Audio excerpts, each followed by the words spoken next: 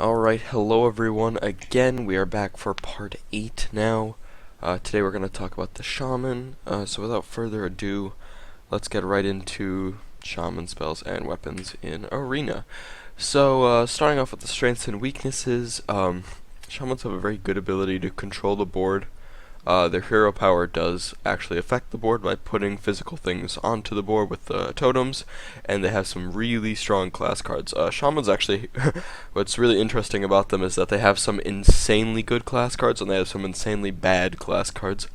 And it's kind of the tale of two extremes. Hopefully we'll talk about that a little bit later. The problem is with Shamans as well is that they are very, very susceptible to board clear cards, considering all their totems only have 2 health, so every board clear card affects them. It's hard for them to have very good catch-up mechanisms once they lose board control. Once they actually lose control of the board, they have a difficulty regaining that control. And like I said at the bottom and said earlier, they also have some really weak class cards. One thing that's also important to mention about Shaman is all of Shaman's spells are slightly weaker than usual because they also anticipate the likelihood that you can get a spell damage totem. So with that being said, some of its board clear is below average, and some of its spells are below average. So Shamans have the unique overload mechanic, which is basically allows you to play spells and creatures that are stronger or worth more mana on earlier turns. And overload, in the sense it can be good, and that allows you to play that stronger stuff, but it's bad because it hurts your next turn. And if you can't use your overload to further your advantage, you can be in trouble, because when you use overload to just kind of catch up or start to get ahead, your opponent will be able to be stronger than you for a turn or two. So with that being said, from a mathematical level, I'm going to evaluate overload as half, and consider half the overload as part of the cost. So let's say a card has overload 1 and it costs 1 mana. I'm going to consider the card costing 1.5 mana. That's how I'm going to evaluate overload in the terms of this video, because sometimes it can be very valuable to play it early, and sometimes it can be very bad to play it early, but I don't think it justifies just tacking on the extra mana cost and saying, oh, look at this. Alright, so let's start with Stormforged Axe, the first weapon. It has an overload of 1, and it's costs 2 mana. The reason it's really, really important to evaluate this card, not as a 3 mana card, but as a 2.5 mana card, because playing this card on turn 2 is so crucial to really playing the card for the value that you get. Because let's say your opponent plays, say you're going second, and your opponent plays a Bloodfin Raptor, and you play your Stormforged Axe this turn instead of on turn 3, let's say it costs 3 mana, you play this on turn 2, and right from the start, you now have cleared his board, and you're already taking an advantage. Stormforged Axe is a top tier pick in Arena. It's very good because it allows you to get that board control we talked about in the strengths and weaknesses very easily and very effectively. And the overload isn't even that big a deal. Powermace, Death Rattle, give a random friendly mech +2/+2. There we go. This is obviously the same stats as the Fiery War Axe that costs 1 more mana, but if you are able to get the mech +2/+2, this card is really good. I'm thinking about it in terms of Demon Fire, which we just talked about in the last video. It is 2 mana to give +2/+2, or Mark of the Wild, which is 2 mana to give +2/+2. So let's say you get to give the mech +2/+2 a weapon that has a 1 mana 3/2 is insane. That's really good. However, the likelihood of being able to pull off the random friendly mech is pretty low, because you can't reliably draft mechs in Arena like you can and create the mech shaman deck that's popular today. So with that being said, I think that Powermace is average to slightly above average. And finally we have Doomhammer. So you can't see it because my picture is in the way, but Doomhammer is a 5 mana Windfury Overload 2 that has 2 attack and 8 durability. So what this card is kind of notoriously known for is its synergy with what's the card called? The 1 mana give your Rockbiter Weapon, which is 1 mana give a character plus 3 attack this turn. And all of a sudden your Doomhammer turns from dealing 4 damage a turn to dealing 10 damage for that turn, which is insane. And Doomhammer can have some really effective uses. What's good about the Doomhammer is it is better than a 4 attack, 4 durability weapon, because it's very unlikely for you to overkill with your with the Doomhammer. You can maybe put 2 attack here and 2 attack into something else, and you're not necessarily wasting any of the 4 attack. If it was a 4/4 weapon. So with that being said, the fact that Doomhammer costs 5 mana, it costs a lot. But when you're playing Doomhammer, you generally are able to create a lot of card advantage and a lot of board control with it. So that I think that Doomhammer is also a top tier pick. Maybe not top tier. It's like let's say Stormforged Axe is like an 8, Powermace is like a 5 or a 6, Doomhammer is probably a 6 or a 7 in terms of 1 out of 10 rating. Alright, let's move on with, oh man, both these cards below. Ancestral Healing. Restore a minion to full health and give it taunt. The taunt doesn't matter, really. And restoring a minion to full health can be very useful. But, first off, the minion needs to be of high HP value. Needs to need a restoration of health, so it can't be destroyed on its turn. And under those 2 circumstances, your Ancestral Healing gets... or that one circumstance, I should say, your Ancestral Healing gets value. However, this card doesn't justify a slot in your deck. We talked about this in the evaluating minions that cost under 2. The card has to do something on its own, or has to be so good that it justifies putting a slot in your deck. You only get 30 cards. Ancestral Healing does not justify the slot in your deck because it does so little for what it provides. Totemic Might. Give your totems plus 2 health. This card does nothing. Really, absolutely nothing. If you give your totems plus 2 health, then all your totems are still susceptible to Flame Strike, are still susceptible to board clear, and having a 0-2 taunt is not much worse than having an 0-4 taunt, or having a 1-1 minion is not much worse than having a 1-3 minion, or having an 0-4 heal is not much better than having a 0-2 heal. All of the totems, giving any of the totems plus 2 health doesn't do enough to make Totemic Might good.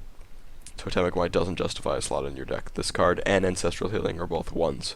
These are the extremes of the terrible spectrum in terms of Shaman. Some very, very strong class cards and have some very, very weak class cards. Frost Shock. Frost Shock is another one of those cards that's on the weak side. Compare this to Mortal Coil, where it's also 1 mana that deals 1 damage, but if Mortal Coil destroys the minion, it kills it, or it draws a card, sorry. If Frost Shock destroys the minion, it does nothing, but it has the freeze aspect. So freezing your opponent has the potential to be okay, but it only delays what's going to happen to it for a turn. So I consider this card basically saying, deal 1 damage. The freeze may be useful at one point or another, but you're still going to have to deal with the minion eventually. And likely it's not gonna just like work out in your favor where you freeze your opponent's big thing and then all of a sudden you just win the game all of a sudden. That's rarely how it works. So Frost Shock is, I'll give it a 3. This is still on the negative spectrum of shitty cards, but it has some uses. Rockbiter Weapon is now towards that top tier. Give a give a friendly character +3 attack this turn. So important to note that you can use it on your face, so you can supplement your weapon, or you can just supplement your face, so that you can use your hero to attack or clear the board. And in that sense, you can generate an advantage on the board thanks to using your hero to attack. And sometimes you'll use a minion just because your minion's going to die anyway and you don't want to take the free hero damage, which makes sense. But 1 mana, deal 3 damage is basically what this card is saying, with slight caveat of being your health as a resource. 1 mana, deal 3 damage is really good. This card's an 8 or a 9. Earthshock, silence a minion, then deal 1 damage to it. This is a mediocre card. Silence in Arena is nowhere close to as valuable. Silence in Arena is nowhere close to as good as Silence in constructed play, because you can't reliably get the synergies that you would feel like you need to silence. So Earthshock, most of the time, it's going to be another deal 1 damage, which is below average, but you could get some silence. If you could get the silence to be worth something, then it could be pretty good. This is going to be a 5.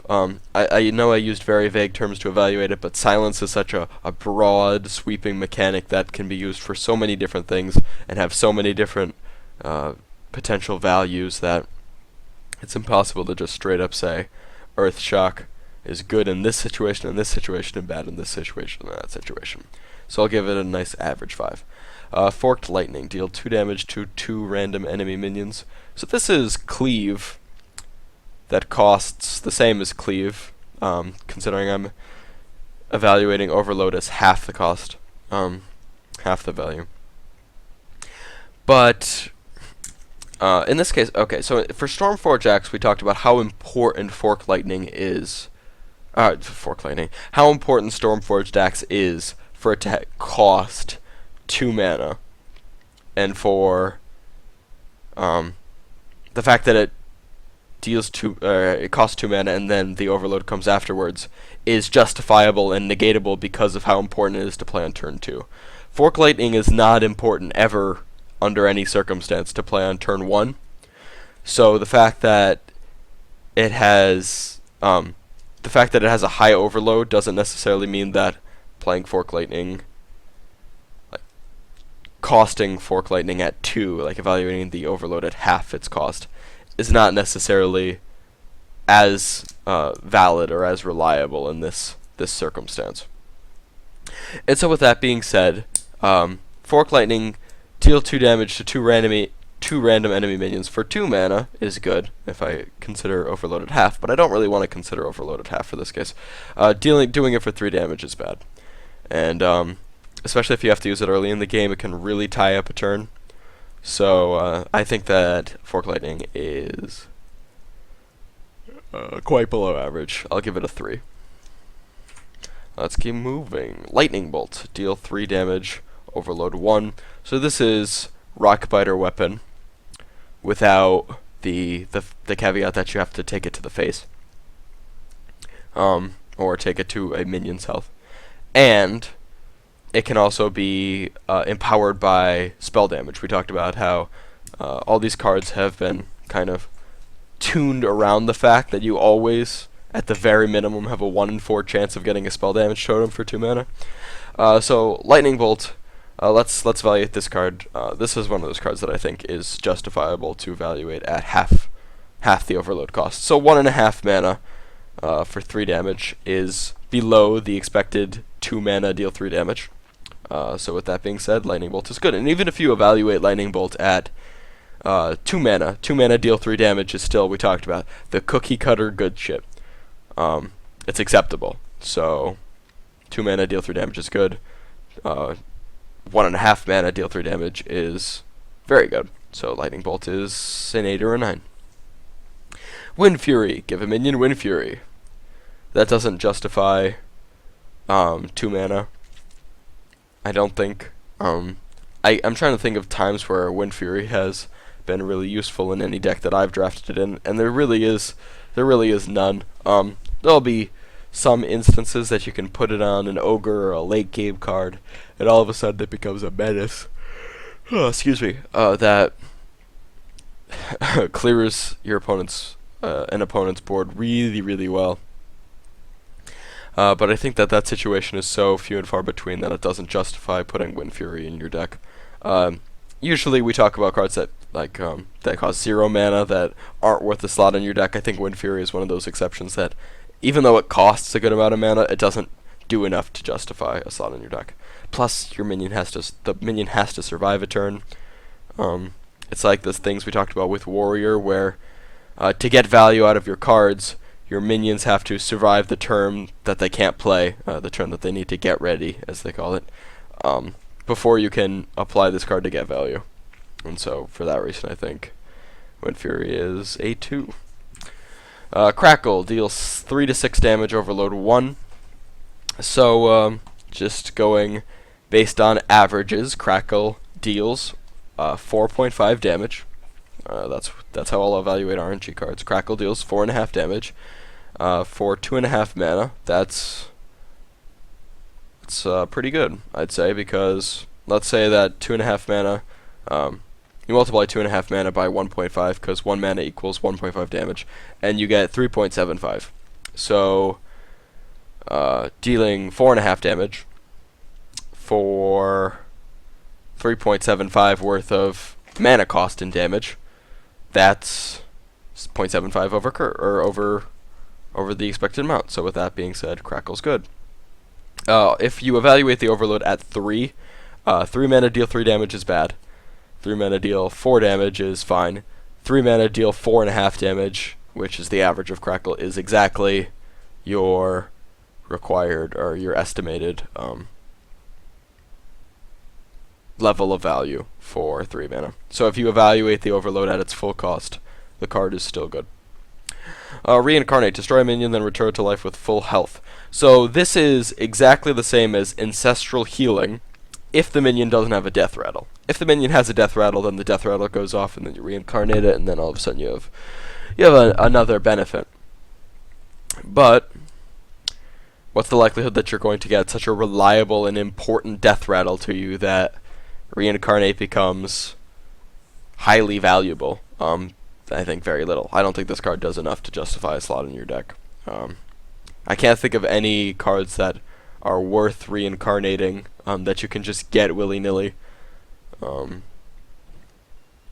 that just end up being completely worth it for you and justify picking up a Reincarnate, and I really don't think there are any of them. So with that being said, I think Reincarnate doesn't justify a slot in your deck. It's another 2. It's like Windfury, where it's not worth it for 2 mana. It wouldn't be worth it for 0 mana or 1 mana either. Ancestral Spirit, once again, another 1/2. Give a minion... Actually, no, I'll give it a 3. Give a minion Death Rattle, resummon this minion. There are some obvious synergies here with the Ancestral Spirit Reincarnate combo. It doesn't justify picking up any of these cards.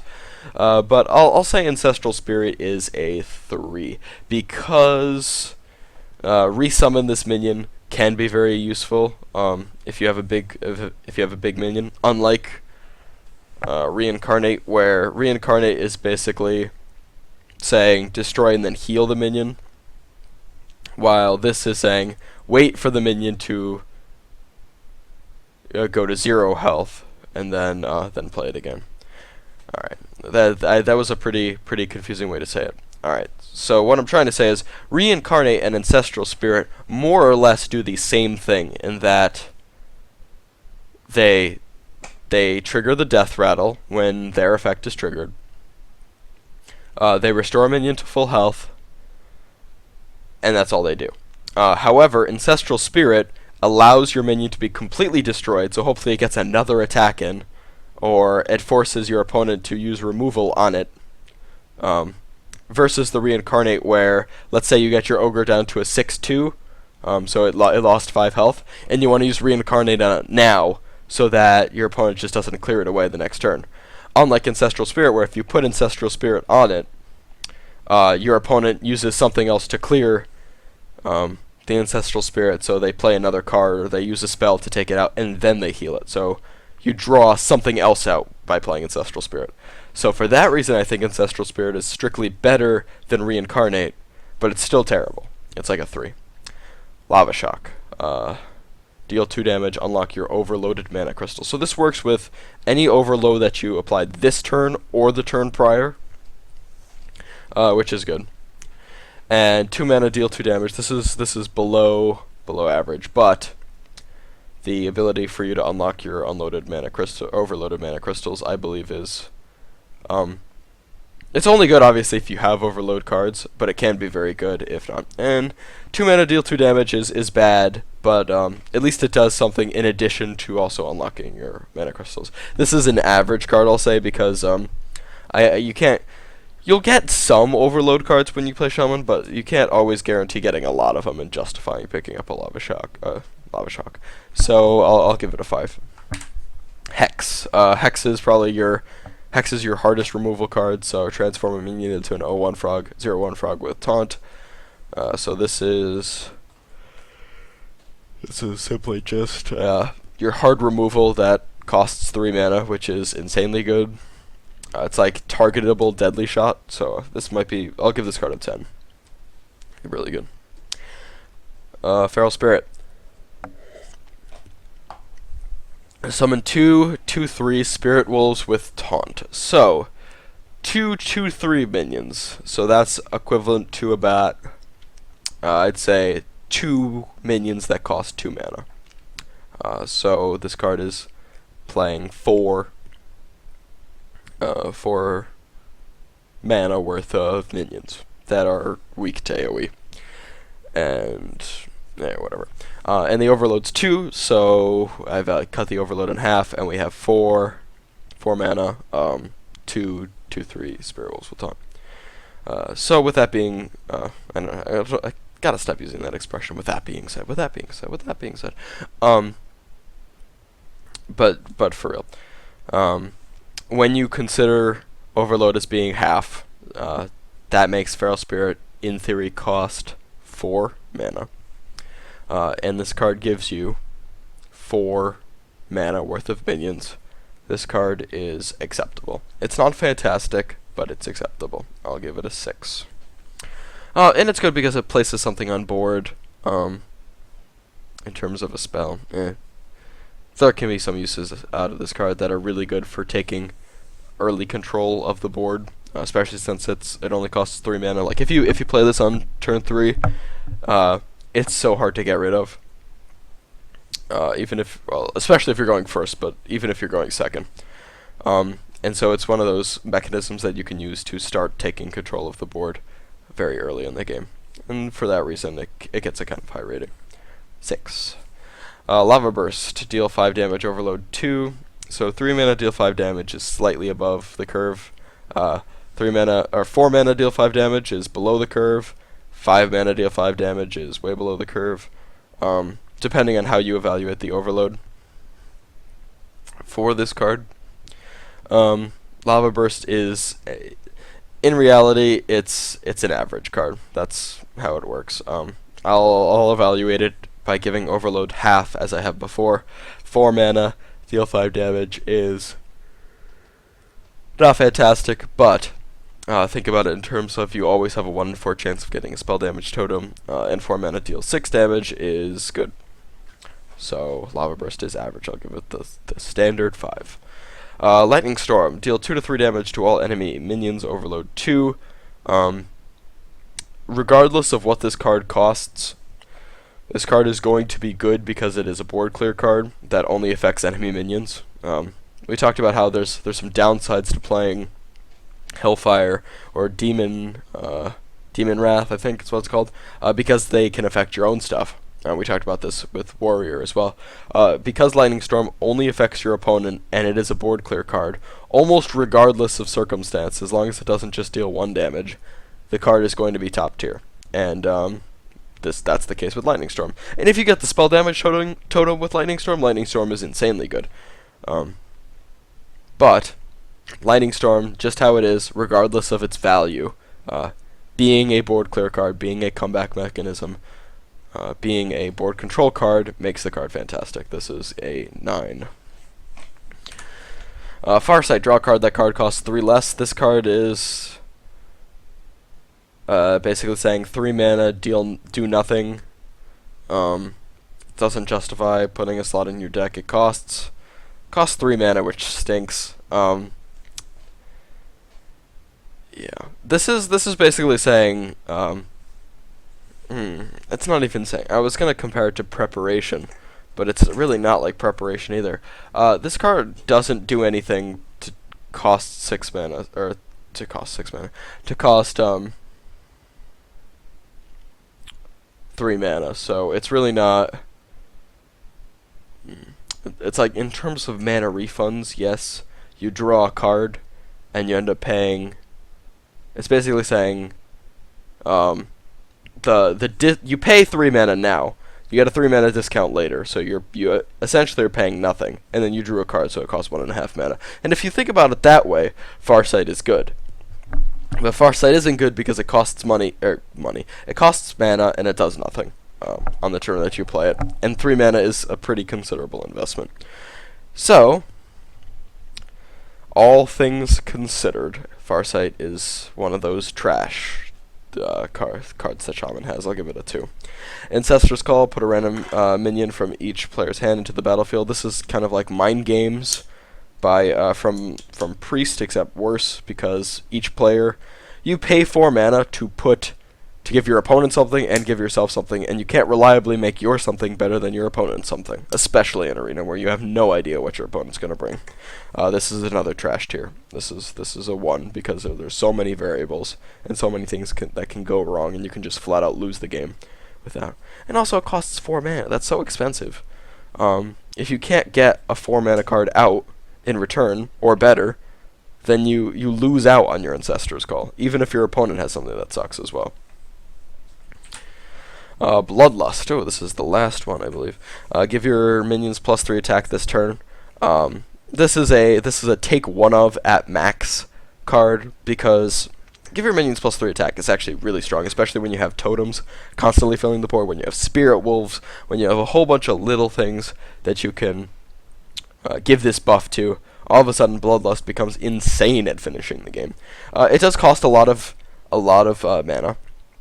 And most of the time people use it as either hardcore board clear or to win the game.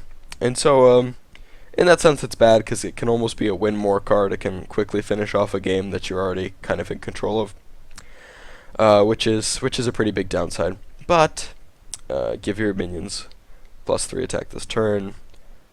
Being able to affect a gigantic board filled with your totems, filled with your other minions, you can make this card work. But you can't make it work all the time, not reliably. It's dependent on other cards to be good. So, taking into account all the goods and the bads, this card is average, in my opinion. I'd say the first one you pick up is a 5 or a 6. Every subsequent one you pick up is probably a 2 or a 3. You don't want more than one of them, because they're really clunky in your hand. So, that's everything for Shaman. I hope you enjoyed this video. Oh, this one is. I thought I was gonna say, well, we got this one done pretty quickly, but I'm looking at the bottom. It says 28 minutes, so that is not the case. But thank you for watching. I hope you enjoyed. Be sure to stay tuned for the next part. I'm gonna try to put them up quite quickly, so hope you enjoy and take care.